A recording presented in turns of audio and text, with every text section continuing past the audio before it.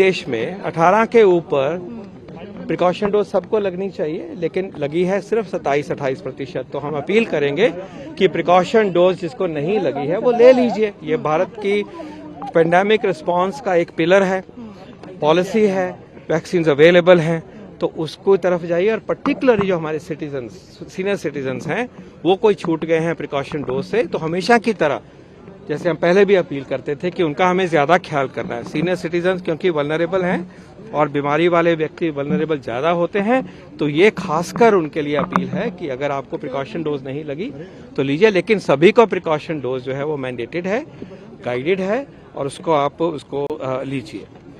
अगला पॉइंट ये आता है कि हमें इसके अलावा भी जनरल प्रिकॉशंस लेनी है, जो कि कोविड अप्रोप्रिएट बिहेवियर की बात हम करते हैं। उसकी एडवाइजरी अभी भी हम क्या कहते हैं कि अगर हम क्राउडेड प्लेस में हैं, चाहे बाहर, जैसे मैं अब क्राउडिंग में आ गया हूं तो मुझे मास्क लगाना है, अंदर भी अगर क्राउडिंग है तो वहां भी हमने मास्क लगाना है। इसी प्रकार सोशल डिस्टेंसिंग की जो एडवाइजरी अभी तक है आपके समक्ष, उसका ख्याल रखिए। And again there those with comorbidities, those with a particular age, senior citizens, उनके लिए ये और भी जरूरी है। और ये हमें अपनी नॉर्मल लाइफ को लीड करते हुए, नॉर्मल काम करते हुए इनका ये प्रिकॉशन हमें लेनी है, ताकि हम अपने आप को भी बचाएं और जो ट्रांसमिशन होती है वायरस की, उसकी चेन भी, जो भी चल रहा है, जितना भी चल रहा है, वो ट्रांसमिशन की चेन रुकने में हम सबको मदद, क्योंकि ये तो यूनिवर्सल वैक्सीन। चाइना से जो कितना बड़ा है, लास्ट में यही कहना चाहूंगा, मास्क में यही है हमारी गाइडेंस कि आप जब क्राउडेड प्लेस में हैं, अंदर या बाहर, तो आप मास्क करिए। और जो व्यक्ति उम्र में बड़े हैं या कोमॉर्बिडिटीज हैं, उनको तो ये ज्यादा इसका इस्तेमाल करना चाहिए। यही एडवाइस है। गाइडलाइन जारी होगी डीडीएमए की तरफ से, क्योंकि बहुत सारे स्टेट्स ने मास्क मैंडेट खत्म कर दिए हैं। ये मास्क मैंडेट जो है अभी भी यही है जो मैं कह रहा हूं, और उसी को ही रहना चाहिए। अगर जरूरत होगी तो गाइडलाइन को इम्प्रूव करेंगे। We are constantly watching. Aviation को क्या करेंगे सर? जो लास्ट पॉइंट आप बोल रहे थे पहले पहले चाइना वाला बोल रहे थे। लास्ट पॉइंट यही है कि एग्जिस्टिंग गाइडलाइन जो मास्क की हैं, जो मैंने कही वही हैं कि मास्क हम क्राउडेड जगह पे हैं, बाहर या अंदर, हमें मास्क पहनना चाहिए। और precaution for those who have comorbidities and higher age, उनको ये प्रिकॉशन और भी लेनी चाहिए। और किसी और से मिलते हैं तो केयरफुल रहिए।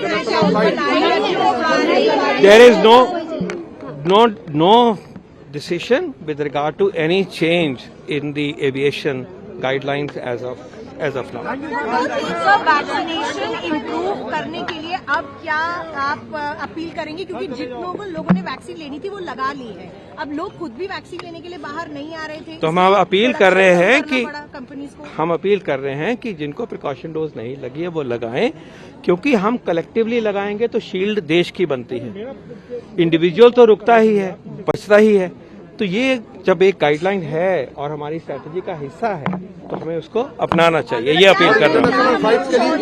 लेनी पड़ेगी इंडिया में, चौथी डोज लेनी पड़ेगी जो डबल वैक्सीनेटेड है ऑलरेडी सर। साइंस के जैसे जैसे नॉलेज बढ़ता है, जैसे जैसे पता चलता है इस नई बीमारी के बारे में, उन सब के ऊपर पूरी नजर है और सोच है, और ये नॉलेज जहां हमें लीड करेगा वैसे फैसले होंगे। अभी जो कहा है मैंने, वो जो कहा है आज की डेट में यही मान्य है। इनफैक्ट नॉर्मल लाइफ लीड करिए, कोविड अप्रोप्रिएट बिहेवियर रखिए, सिम्टम आते हैं टेस्टिंग कराइए और प्रिकॉशन डोज लगाइए। इसी में बढ़ के इंटरनेशनल टेस्टिंग में कोई कमी नहीं है, टेस्ट करवाइए, बढ़ाना। इंटरनेशनल हमने तो रिसोर्स अवेलेबल करना है, टेस्टिंग की कैपेसिटी में कोई कमी है ही नहीं। ठीक है, तो आप आगे आइए, टेस्टिंग करिए। अभी जो गाइडलाइन है वो चली हुई है, हमने वो मैंडेटरी टेस्ट हटाया हुआ है। As of now there is no change.